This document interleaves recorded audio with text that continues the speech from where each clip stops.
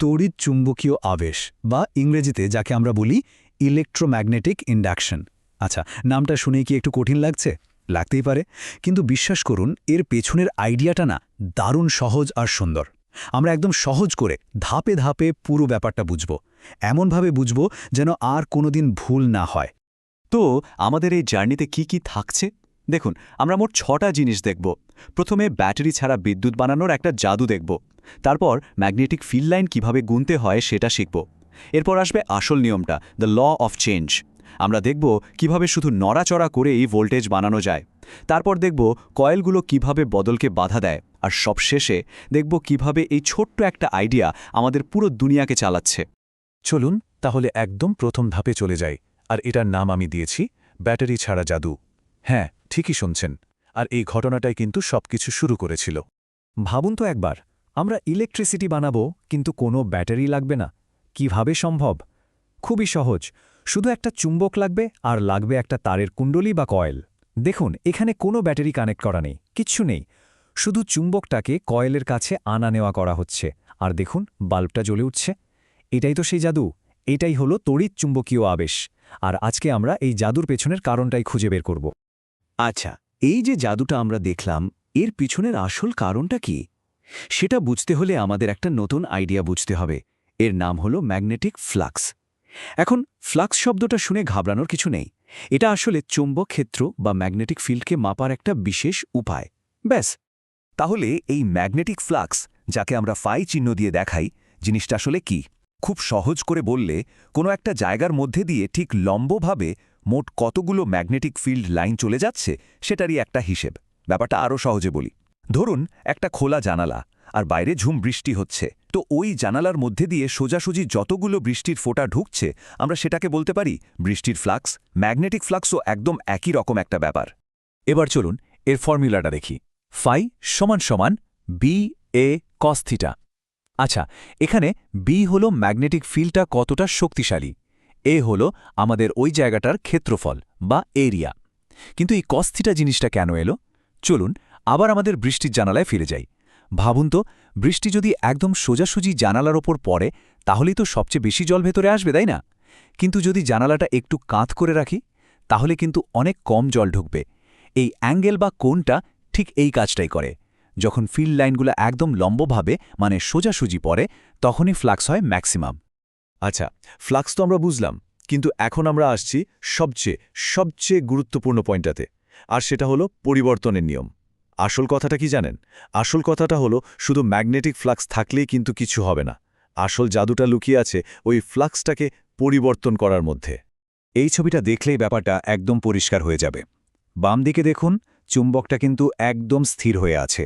তার মানে ফ্ল্যাক্স আছে, কিন্তু সেটা বদলাচ্ছে না, আর ফলাফল বাল্বটা জ্বলছে না। এবার ডান দিকে তাকান, যেই না চুম্বকটা নড়তে শুরু করলো, মানে কয়েলের ভিতর দিয়ে যাওয়া ফ্লাক্সটা বদলাতে শুরু করলো, ব্যাস সঙ্গে সঙ্গে বাল্বটা জ্বলে উঠল। তার মানে আসল খেলাটা ফ্লাক্সের নয়, ফ্লাক্সের পরিবর্তনের। গ্রেট সায়েন্টিস্ট মাইকেল ফ্যারাডে এই অসাধারণ ঘটনাটাকেই একটা সূত্রের মধ্যে নিয়ে এসেছেন। সূত্রটা বলে যে ইএমএফ বা তড়িৎ চালক বল তৈরি হবে, এটাকে সহজ ভাষায় ভোল্টেজও ভাবতে পারেন, সেটা নির্ভর করে চৌম্বক ফ্লাক্স কতটা দ্রুত পরিবর্তন হচ্ছে তার ওপর। ফর্মুলাটা হলো এপসিলিয়ন ইকুয়াল টু মাইনাস d∅/dt।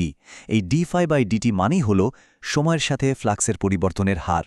মানে আপনি যত জোরে চুম্বক নাড়াবেন, ফ্লাক্স তত দ্রুত বদলাবে, আর ভোল্টেজও তত বেশি তৈরি হবে।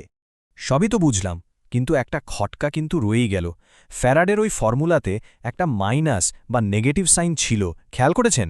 ওই মাইনাস চিহ্নটার কাজ কি? ওটা ওখানে কেন দেওয়া হলো? এই মাইনাস চিহ্নের রহস্যটা লুকিয়ে আছে লেঞ্জের সূত্রে। লেঞ্জের সূত্রটা খুব মজার।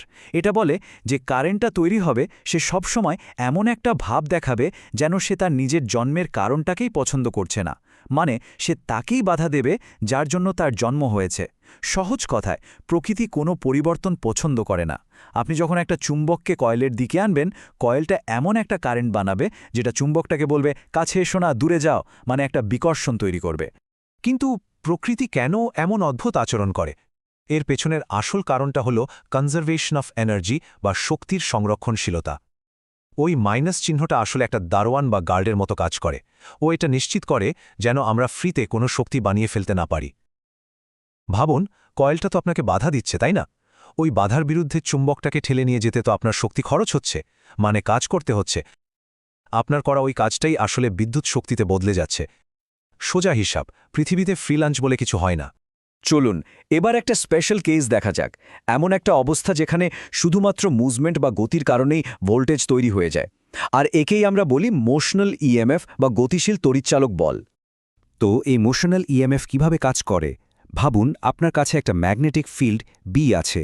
এখন এর মধ্যে দিয়ে আপনি এল দৈর্ঘ্যের একটা পরিবাহী তারকে ভি বেগে সরাচ্ছেন। যখনই আপনি তারটাকে সরাচ্ছেন তখন আসলে কি হচ্ছে? ওই তারটা সময়ের সাথে সাথে নতুন নতুন জায়গা দখল করছে, তাই না? এর ফলে তারের লুপের ভেতরে ক্ষেত্রফলটা বদলে যাচ্ছে, আর ক্ষেত্রফল বদলানো মানেই তো ফ্লাক্স বদলে যাওয়া। আর ফ্যারাডের সূত্র কি বলে? ফ্লাক্স বদলালেই ইএমএফ তৈরি হবে। এই বিশেষ কেসের জন্য একটা খুব সহজ ফর্মুলা আছে, এপসাইলন ইজ ইকুয়ালস টু বিএলভি। মনে রাখা খুব সোজা। বেশ, ভোল্টেজ তো তৈরি হলো, কিন্তু কারেন্টটা কোন দিকে যাবে? এর দিকটা বের করার জন্য একটা দারুণ নিয়ম আছে, ফ্লেমিংয়ের ডান হাতের নিয়ম। চলুন সবাই একসাথে করি। নিজের ডান হাতটা নিন, এবার বুড়ো আঙুল, প্রথম আঙুল মানে তর্জনী আর মাঝের আঙুলটাকে একে অপরের সাথে 90 ডিগ্রিতে ছড়িয়ে দিন। রেডি? আচ্ছা, এবার যদি বুড়ো আঙুলটা তারের গতির দিক মোশন দেখায় আর প্রথম আঙুলটা ম্যাগনেটিক ফিল্ডের দিক দেখায়, তাহলে আপনার মাঝের আঙুলটাই বলে দেবে কারেন্ট কোন দিকে যাবে। আমাদের জেনারেটরগুলো কিন্তু ঠিক এই নিয়মে চলে। এবার আমরা কয়েলের একটা খুব অদ্ভুত স্বভাব নিয়ে কথা বলবো। কয়েলগুলো কিন্তু পরিবর্তন একদম পছন্দ করে না। এই যে পরিবর্তনকে বাধা দেওয়ার ক্ষমতা, একেই বলা হয় ইন্ডাকশন বা আবেশ। আর এটা মূলত দুই রকম হয়, একটা হলো সেলফ ইন্ডাকশন বা স্বকীয় আবেশ, আর অন্যটা মিউচুয়াল ইন্ডাকশন বা পারস্পরিক আবেশ। এই টেবিলটা দেখলেই দুজনের মধ্যে পার্থক্যটা পরিষ্কার হয়ে যাবে। দেখুন, সেলফ ইন্ডাকশন বা স্বকীয় আবেশের জন্য একটাই কয়েল লাগে। ব্যাপারটা অনেকটা নিজের সাথে নিজে মারামারি করার মতো। যখন কয়েলের নিজের ভেতর দিয়ে এই কারেন্ট বদলাতে চায়, সে নিজেই একটা ইএমএফ তৈরি করে, সে বদলটাকে বাধা দেয়।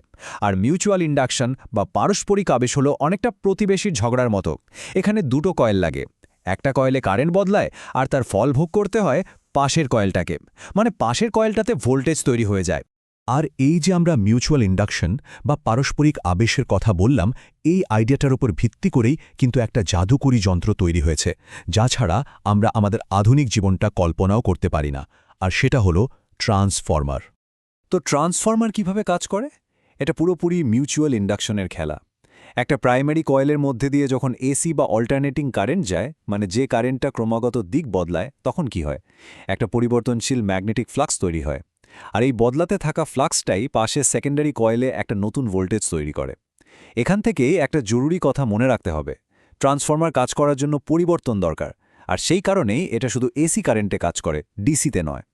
আর এর ফর্মুলাটা তো আরও সহজ, VS/VP সমান NS/NP, মানে সেকেন্ডারি আর প্রাইমারি কয়েলের ভোল্টেজের যে অনুপাত, সেটা তাদের পাক সংখ্যা বা টার্নসের অনুপাতের সমান।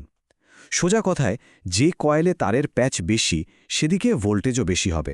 ব্যাস, এই সহজ নিয়মটা ব্যবহার করেই আমরা ইচ্ছেমতো ভোল্টেজ বাড়াতে বা কমাতে পারি।